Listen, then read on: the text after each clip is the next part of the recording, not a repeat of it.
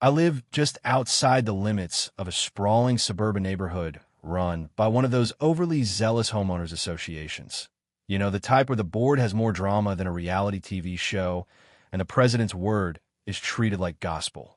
My property is a 2-acre plot I bought years before the subdivision even existed, tucked away at the edge of a small patch of woods. I keep to myself, and I've never been a member of the HOA. In fact, my deed explicitly states that my land is private and completely outside their jurisdiction. For the first few years, I hardly noticed the HOA. Their little world was across the street, all identical houses and manicured lawns. I didn't interact with them much until the spring when everything changed. It started with a sound I couldn't ignore, bass thumping so loudly that my kitchen windows rattled in their frames. It was a Saturday afternoon, and I thought maybe some teenagers had parked in the woods to party. But when I stepped outside, the sound wasn't coming from the street, it was coming from my property. I followed the noise and froze when I reached the back clearing. My jaw actually dropped. There were folding tables, coolers, lawn chairs, streamers, balloons, and about 50 people milling around like they owned the place. Someone had even dragged in a portable speaker system and set it up on my fire pit stones. Kids were splashing in an inflatable pool I'd never seen before. People were grilling on my portable smoker. My smoker. I just stood there trying to process it. And then, striding toward me in a wide-brimmed sun hat and oversized sunglasses, was her. Karen. I didn't know her name at that point, but I knew the type. Confident to the point of arrogance, moving like she had the entire universe on speed dial. She didn't greet me. She didn't explain. She just said, "Oh good, you're here. We were wondering if you could move your truck so we can unload the rest of the drinks." I blinked at her. "My truck? Lady, this is my land. What are you all doing here?" She smiled like I just told a charming little joke. "Oh, sweetie, this is community space. It's just the back commons for the neighborhood. We've been using it for years." I told her, slowly and clearly, that it wasn't community space, that I owned it, that I had never given permission for anyone to be here, let alone throw a party. Karen's smile didn't waver, but her voice took on that tone, you know, the one, dripping with condescension. "I think you're mistaken. The HOA records say this is part of the neighborhood's greenbelt. I should know. I'm the HOA president. We always hold our spring kickoff here." It was like arguing with a brick wall wearing lipstick. I told her to get everyone off my property immediately. She laughed and said, "You can't just kick out the whole community. Be neighborly." Then she turned away and started directing people to make room for more food. That was my first taste of what dealing with Karen would be like. I went back inside, called the non-emergency police line, and explained that strangers were trespassing on my land. By the time an officer showed up an hour later, the party was in full swing, and Karen was ready. She met him at the edge of the clearing with a folder of papers, all printed from the HOA's official records. She claimed the land had always been designated for neighborhood events. The officer glanced at the papers, clearly not wanting to get involved in some civil dispute, and suggested we work it out like adults. Then he left. That night, after everyone finally cleared out, I found trash scattered across the grass, cigarette butts mashed into the dirt, and muddy tire ruts where someone had driven a truck through the clearing. They left my smoker covered in grease and meat scraps. The next weekend, it happened again, this time a birthday party complete with a rented bounce house. I marched right into the crowd, found Karen, and shoved a copy of my deed under her nose. "See this? My name, my land. You're trespassing." She didn't even look at it. "Well, that's odd, because the HOA map shows." "I don't care what your map shows. Get off my property." Karen's eyes narrowed, and her voice dropped so only I could hear. "If you make this difficult, I can make things very unpleasant for you. You don't want to be the neighborhood's enemy." That was when I realized this wasn't just about parties.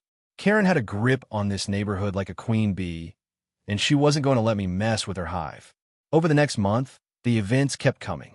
Block parties, baby showers, even a 4th of July bash where someone set off fireworks that scorched part of my lawn.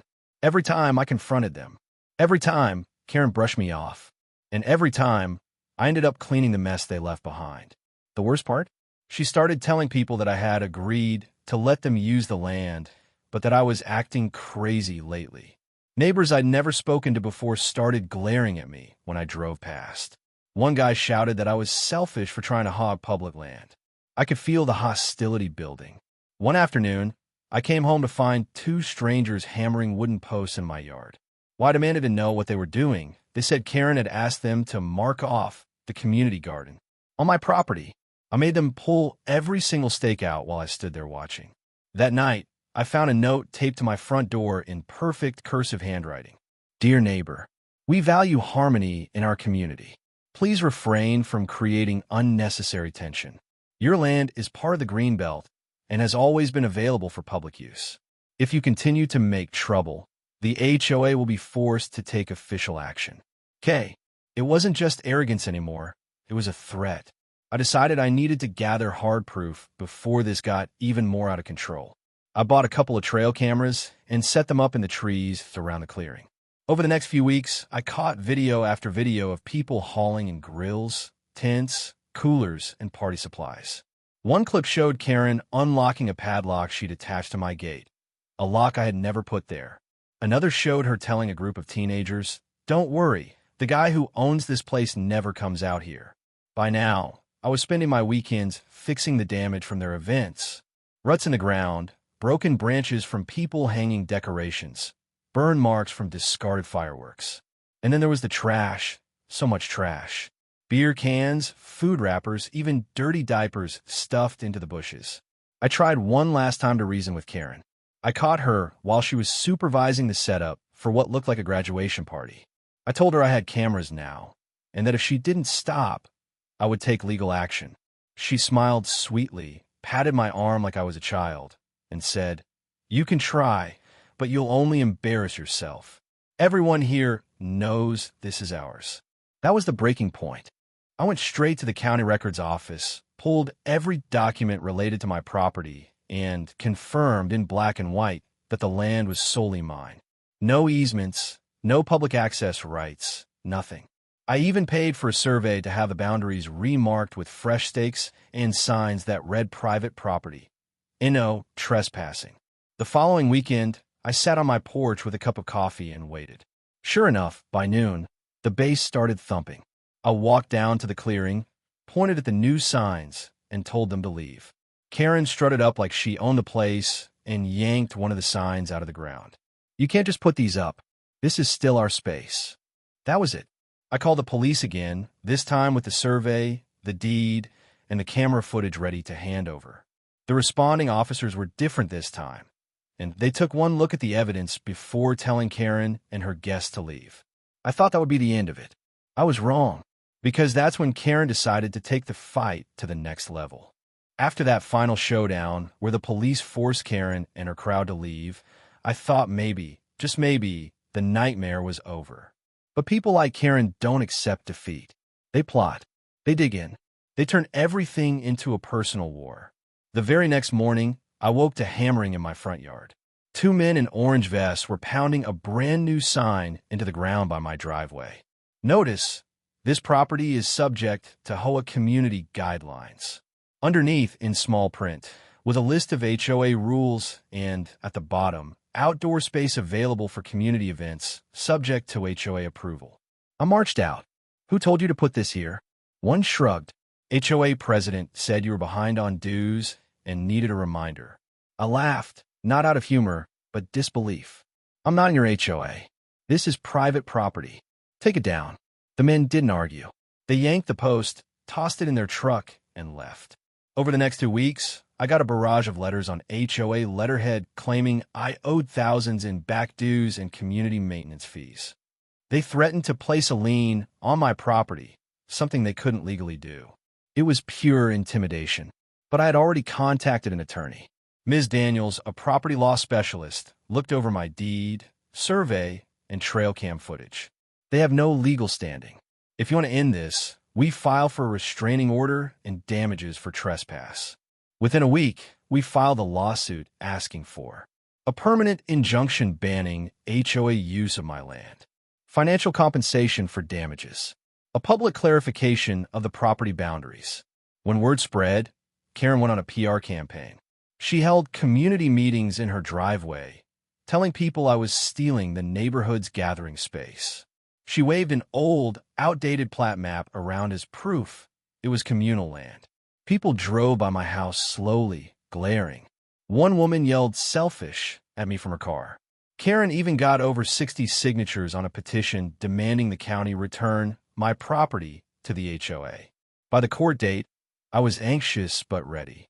Ms. Daniels and I came armed with binders of evidence, my deed, survey, trail cam stills, and official county maps. Karen arrived in full performance mode, flanked by 2 board members and a lawyer who looked exhausted. Her lawyer argued that historical use of the land gave the HOA an implied right. Ms. Daniels shot that down instantly. Historical use is irrelevant when the owner never granted permission, and in this case, the owner repeatedly objected. Then Ms. Daniels played the trail cam footage. The room watched Karen unlocking my gate, telling teenagers I never come out here, and yanking up my private property signs. Karen's lawyer objected, but the judge overruled him. The cameras were on the plaintiff's land. This is admissible. From there, Ms. Daniels presented the official property records, the updated survey, and a signed letter from the county clerk confirming the land had never been HOA greenbelt. Karen scrambled, claiming unwritten agreements with past owners that events were community outreach, even that I'd verbally agreed early on. Ms. Daniels calmly dismantled each claim. The judge didn't take long. This is straightforward trespass. The HOA and the defendant are enjoined from entering the plaintiff's property. The HOA will pay $12,400 in damages and must notify all members in writing that the land is privately owned and off limits. It was a clean win. Ms. Daniels told me, "You've shut the door on future nonsense." But Karen didn't take losing well. 2 days later, I got my first mystery city code violation, supposedly for abandoned vehicles in my driveway.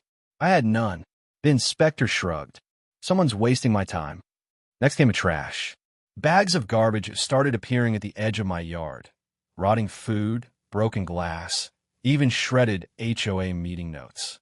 Then one night, I caught 2 men unloading cinder blocks to block my driveway. I yelled, they bolted, and I snapped photos of the truck's plate. The police traced it to the husband of one of Karen's close friends. "We'll keep this on file," the officer said. "If it continues, we can build a harassment case."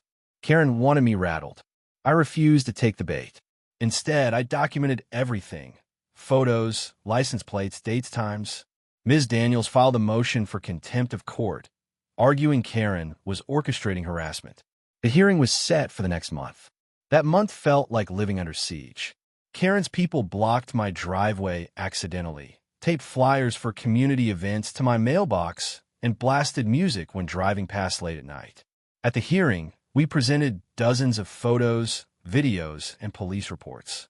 Karen claimed she had no control over her neighbors, but the judge pointed to the cinder block incident and said, "You're responsible for instigating this. I'm extending the injunction to prohibit any contact, direct or indirect, between you, your associates, and the plaintiff. Further violations will result in criminal charges." Karen's glare said it all. She wasn't done. But now, she had fewer cards to play. I was about to find out just how creative her revenge could get. The contempt hearing should have been the end. The judge had made it crystal clear. Karen and her HOA cronies were banned from any contact with me, direct or indirect. But if there's one thing I learned by now, it's that Karen didn't see court orders as restrictions. She saw them as challenges. The first couple of weeks were quiet. Too quiet. No trash bags in the yard. No random code violations. No glares from slow-driving neighbors. I started to think maybe she'd finally decided to cut her losses.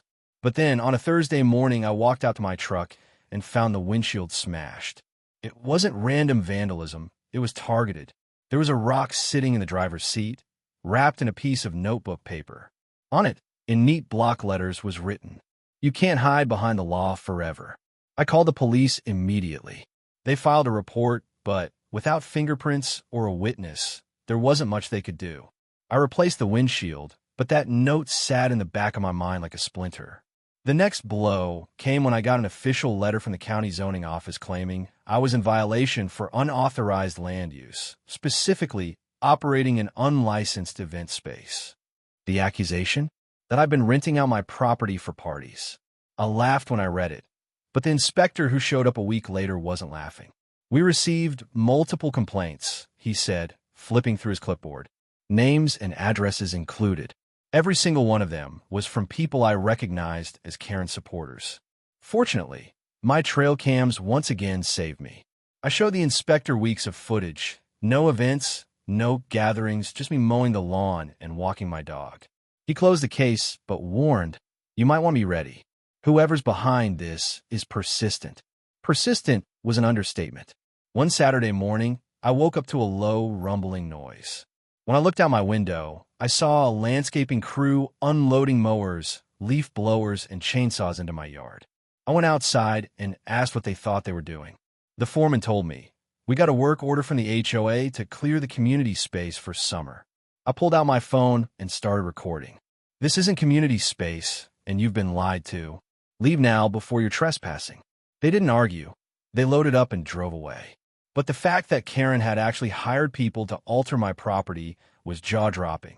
By this point, I wasn't just defending myself. I was preparing for war. I installed more cameras, including one that covered my driveway entrance from a high angle, and I set up motion-activated floodlights. I also bought a large, weatherproof sign that read, "Private property. Trespassers will be prosecuted." And under it, in smaller print, "Smile, you're on camera." I didn't have to wait long for the sign to be tested. 2 weeks later, just after midnight, the floodlights flared on. The cameras caught a hooded figure creeping into my driveway, carrying a bucket.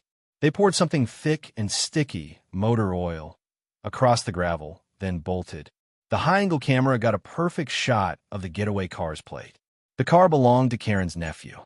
This time, the police took it seriously. They interviewed him, and though he denied everything, the video didn't lie. He was charged with criminal mischief. I didn't need him to go to jail. I just needed the paper trail. The more documented connections between Karen and these incidents, the stronger my case if she kept pushing. Apparently, that charge rattled her because her tactics shifted again. She stopped sending people to vandalize my property and started trying to ruin my reputation instead. A fake Facebook page popped up under my name, posting rants about hating the neighborhood and wanted to tear down their parks. Several neighbors reported it to me, thinking I'd been hacked. I took screenshots and had my lawyer send a cease and desist to the hosting company. Then a local business owner, someone I barely knew, told me Karen had come into his store and warned him I was unstable and involved in shady dealings. She was trying to poison my name in the community so thoroughly that even if I won every legal battle, I'd still be seen as the bad guy. That's when I decided to flip the script. I set up a private meeting with Ms. Daniels and the police officer who'd been handling most of my reports. Together, we went over months of evidence: the smashed windshield, the zoning complaints, the hired landscapers, the oil dumping, the fake social media. It was a pattern, not random incidents, but a campaign of targeted harassment. The officer told me, this is enough to open a criminal harassment investigation. But if you want her really stopped, you need one undeniable piece tying her personally to the retaliation. It came sooner than I expected. One night, around 11 p.m., my cameras caught Karen herself walking up my driveway with a stack of flyers. She stuck one under my windshield wiper, another on my front door, and left the rest scattered in my yard. They were printed on HOA letterhead and read, "This property is in violation of community standards and will be reclaimed for public use. Neighbors are encouraged to report any suspicious activity here." The next morning, I called the officer. "You wanted her personally involved? Check the footage from last night." 2 weeks later, Karen was served with charges for violating the injunction and harassment. I heard the shouting from her driveway as the officers handed her the paperwork. The case moved faster than I expected. The judge, clearly fed up with her disregard for prior orders, issued a hefty fine and ordered her to resign as HOA president immediately. She was also barred from serving on any HOA board in the county for the next 5 years. The fallout was brutal for her. Without Karen's iron grip, the HOA board splintered. Members started questioning where their dues had been going. Stories surfaced about her bending rules for her friends, finding people she didn't like, and using HOA funds for administrative expenses that were really catered parties. By the end of the year, Karen had sold her house and moved out of the neighborhood entirely. For me, it wasn't just about winning. It was about finally getting my life back. No more random trash in my yard. No more fake complaints. No more looking over my shoulder every time I stepped outside. The clearing behind my house is quiet now. The grass has grown back where party-goers once left ruts. My smoker sits exactly where I want it, untouched except by me. Sometimes I still get neighbors who bring up the whole HOA thing, usually with a knowing smirk or a story about something ridiculous Karen once did to them. I don't mind. If anything, it's a reminder of just how far I came from those first chaotic days of bass thumping through my kitchen windows. Karen thought she could wear me down, make me fold, and claim what wasn't hers. Instead, she lost her position, her influence, and her grip on the neighborhood. And I kept what was mine, with every square inch of it backed by the law. Because in the end, you can throw all the parties you want, but if you build them on someone else's land, don't be surprised when the music stops.